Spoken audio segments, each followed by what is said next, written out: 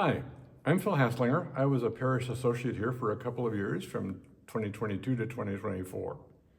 And I'm Cheryl Hayner. I was here in the 90s as a member, and then after moving away and moving back, I was a parish associate for about 5 years. And we got to work together for a few of those. Exactly, shared an office. And one of the things I'm doing now is working on the history of our congregation because this year we are 175 years old. And so we've been trying to think about why does it matter to look back at our history?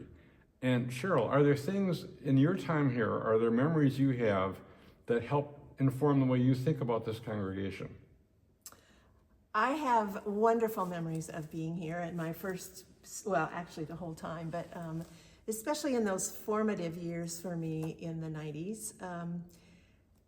I remember one of the most major memories, I think, is the way that people took responsibility, that this was not a pastor-run church where the pastor did everything. And I have memories of Sally Jameson, who is no longer with us, but raising money for an organ. I have memories of people working with children, of people teaching Sunday school classes for adults, people exploring all kinds of opportunities in the community with working on justice issues.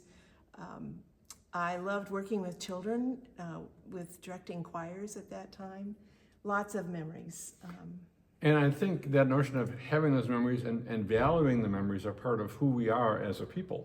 Yes, and the thing that one of the things I've been thinking about recently is how often in Scripture the word remember is there. And I especially like Psalm 66, where the psalmist says, "Let me tell you what God has done." And then he traces all these really difficult times.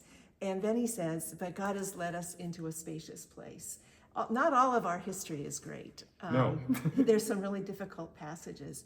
But there is that sense of looking back and then being able to say today, God has led us into a spacious place. This is more about God's story, ultimately, than just about our story. And I think that notion that there have been some hard places in the past, one of the things I take from that is this congregation has worked its way through those hard passages to have another glorious time, and then some things go wrong and they work their way through again. The lay leadership has been a consistent piece of the life of this congregation. So too has a commitment to music. The music in this church has been rich going way back to the very beginnings of the congregation. Yes. We're a congregation that has long reached out to the community around us in ways to serve the community, and a congregation that has valued discussion and questioning, and not just taking everything at face value, but being willing to grapple with the changes in how people think about their lives and how people think about God. Yes, totally. So that's always been a good thing. So as we go forward in the rest of this year, and as we're hearing stories, what do you hope people might focus on? What do you think they might remember?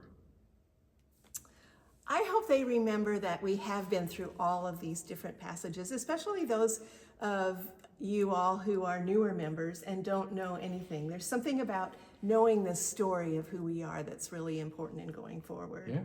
And I think as you learn those stories, whether you're new or you've been here for a really long time, as you learn those stories, I'd invite you to think about what do they tell you about the life of our congregation now, and what wisdom might we draw as we move into the future.